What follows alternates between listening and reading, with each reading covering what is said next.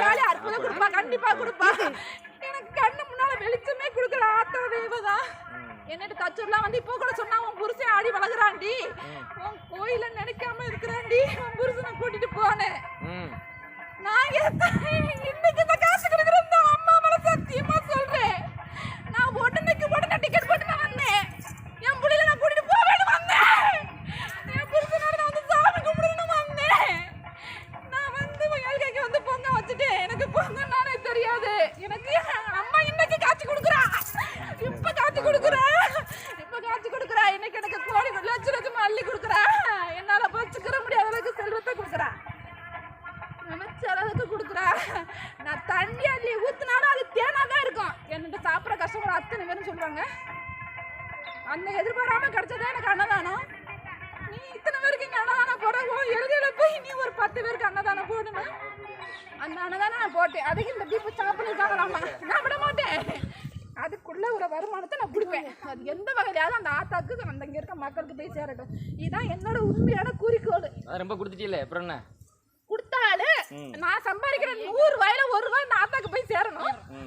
அது என்னோட குறிக்கோள். இதுதான். ஏன்னா நான் மட்டும் இல்லை, என் வாழையடி வாழைய என் பிள்ளையில இருந்து என் மகள்ல இருந்து எல்லாருமே வரணும். இது நான் மட்டும் இல்லை, என் குடும்பமே நினைக்க ஆரம்பிச்சிருச்சு. இப்ப வச்சு கும்புறானா அது எந்த சாமியை வச்சு கும்புறானா இந்த கோயம்புத்தூர்ல இருக்க எல்லையில இருக்க மக்கள் அத்தனை பேர் பாக்குறாங்க என்னைய. நான் போய் கும்பிட ஆரம்பிச்சேன்னா எங்க ஆத்தா நினைச்சுதான் கும்பிடுவேன். இது அந்த இருக்க எல்லையில உள்ள எல்லாருமே நினைக்கிறாங்க இந்த புள்ள ஒண்ணு கும்பிடு, சாமியை கும்பிடுது. அது யாரை கும்பிடுது? இவங்க மாறுறதுக்கு காரணம் என்னன்னு அது உண்மையா ஒண்ணுதான். இந்த காளி ஒண்ணுதான். இந்த காளி ஒண்ணுதான் எனக்கு சத்திய கொடுக்குறவளே. எனக்கு ஒரு சின்னதா ஒரு முடக்கம் ஏற்பட்டாலே இந்த அம்மா வந்து நான் கும்பிட்டு போயிட்டேன்னா நான் நல்லா இருப்பேன். இன்னும் நல்லா இருக்கிறேன்னா இன்னைக்கு 500 பேருக்கு சாப்பாடு போறவன் நான் கண்டிப்பா 1000 பேருக்கு சாப்பாடு கொடுப்பேன். நாங்க இன்னைக்கு நல்லா இருக்கோம், எங்க குடும்பம் நல்லா இருக்கு, என் பிள்ளை நல்லா இருக்கு, எங்க வீட்டு குடும்பத்துல யாரும் எந்த குறை இல்லாம நாங்க இருக்கோம். இதுதான் இந்த ஆத்தாவோட சக்தி. இன்னைக்கு நான் வந்து ஆளை வச்சோன்னே எனக்கு கண்ணு காய்ச்சி கடுத்துட்டா. இன்னைக்கு இப்ப வரைக்கும் காய்ச்சி கொடுத்துட்டா. என்ன கொடுத்துட்டா என்னோட அம்மா. இதுதான் நான் நினைச்ச மாதிரி இங்க ஒரு மேடை அமையும்னு நினைச்சேன். எனக்கு அது கண்டிப்பா சொல்லிக்கிட்டே இருந்துச்சு. நான் வந்து ஒரு அண்ணனோட பிறந்தவதாண்டி, நான் ஒத்தையா தனியா இருக்கேன், இங்க ஒரு மேடை அமையணும்னு. கண்டிப்பா அது அடுத்த வருஷம் வரும்போது இங்க ஒரு மேடையை பார்த்தேன். இந்த மேடை அமைஞ்சது எனக்கு ரொம்ப சந்தோஷமா இருந்துச்சு. அதுலயுமே வந்து என்கிட்ட ஒண்ணு சொன்னுச்சு, 5 பொருள் உன்னை வாங்கி கொண்டு வைன்னு சொன்னுச்சு. என்ன பொருள்? 5 பொருள் வந்து எனக்கு தச்சு ரொம்ப சொல்லிக்கிட்டே இருக்கு. என்ன பொருள் சொல்லுங்க? 5 பொருள் சொல்லுது. ஆத்தா நீ என்ன பொருள் சொல்லுன்னு சொன்னேன். 5 பொருள் கேட்டுச்சு. என்னால போன வருஷம் வாங்கி வைக்க முடியல. இந்த வருஷம் தச்சியமா என் மாமியா போய் கேட்டதுக்கு ஏதோ ஒரு முடிய குறை இருக்காண்டின்னு சொன்னாங்க. அப்ப மறுபடியும் நான் சாமி அழைச்சு கேட்டேன். கேட்கும் போது என்னம்மா உனக்கு வேணும் அப்படின்னு. எங்க அண்ணனுக்கு 5 பொருள் வாங்கி வைக்கணுமா, வாங்கி வச்சிருன்னு சொன்னிச்சு. கண்டிப்பா இந்த வருஷம் திருவிழாவில கண்டிப்பா வாங்கி வச்சிருக்காதீங்க. நான் யார்கிட்ட எதுவுமே சொல்லாட்டாலும் என்னால முடிஞ்ச அளவுக்கு அந்த 5 பொருளை வாங்கி வைப்பேன். சந்தோஷமா சாமி கும்பிட்டு போவேன். இப்ப நான் என் புருஷன் பிள்ளைகளோட வந்திருக்கோம். கோயம்புத்தூர்ல வந்திருக்கோம். டிக்கெட்டே கிடைக்காம வந்திருக்கோம். ஆனா போயே ஆகணும்னு சொல்லி வந்தோம். வந்த இடமா என்னமோ எங்களுக்கு தெரியாது. இந்த பௌர்ணமி பொங்கல் எங்களுக்கு கிடைச்சிருக்கு. ரொம்ப சந்தோஷமா நானும் என் பிள்ளைகளோட சாமி கும்பிட்டு போறேன். இதுதான் இந்த ஆத்தாவோட அற்புதமே. நெசமா காட்சி கொடுக்குறா, உண்மையா காட்சி கொடுக்குறான்னா அந்த ஆத்தா தான். அது என் கண்ணு முன்னால எனக்கு தெரியும்.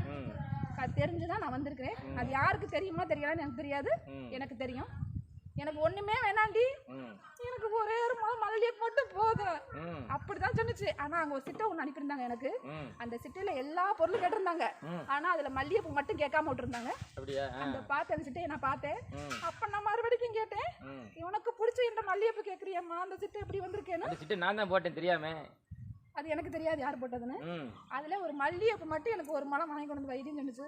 இன்னைக்கு விளைக்கிற விலை அந்த அளவு இருந்துச்சு. ஆனாலுமே நான் போய் பூ மார்க்கெட் போய் அந்த மல்லிகைப்பூ வாங்கி என் கையால கட்டி கொண்டு வந்து இந்த ஆத்தாக்கு போட்டேன். எனக்கு இப்போ ரொம்ப சந்தோஷம். என் குடும்பம் நல்ல இதுக்கு மேல அது அந்த என்ன வழி விட்டாலும் அது ஆத்தோட சேர்ந்தது. நாங்க ஒரு காலம் கெட்டு போக மாட்டோம். எனக்கு பின்னால என் புருஷனுக்கு முன்னால என் மயம் வரான்.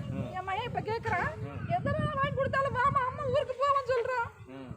வாமா நம்ம அம்மா அப்பா ஊருக்கு போயிட்டு வருவோம்னு சொல்றான். சரிப்பா சந்தோஷமா உன்னை கொண்டு காமிச்சிட்டு வரேன்னா நான் இப்ப என் மயனை கூட்டிட்டு வந்திருக்கீங்க. எனக்கு பின்னாலேயும் என் புருஷனுக்கு பின்னாலே என் மயம் வருவான். என் மயனும் என் மகளும் ரொம்பவே இதுல ரொம்பவே ஆழ்ந்திருக்கான். அம்மான்னு கையெடுத்தா என் மகன் கேக்குது, இப்ப காளியம்மான்னு கூப்பிடுது. அப்ப எல்லாரும் சொல்லுவாங்க, ஏன்டி உங்க அம்மா மாதிரி ஆயிட்டியான்னு கேக்குறாங்க.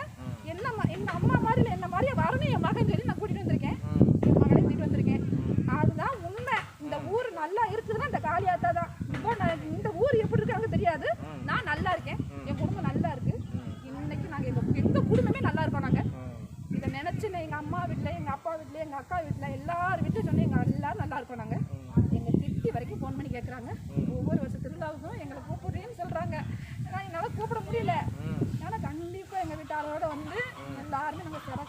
கும்பிடுவோம். சரி இதுதான் உண்மை.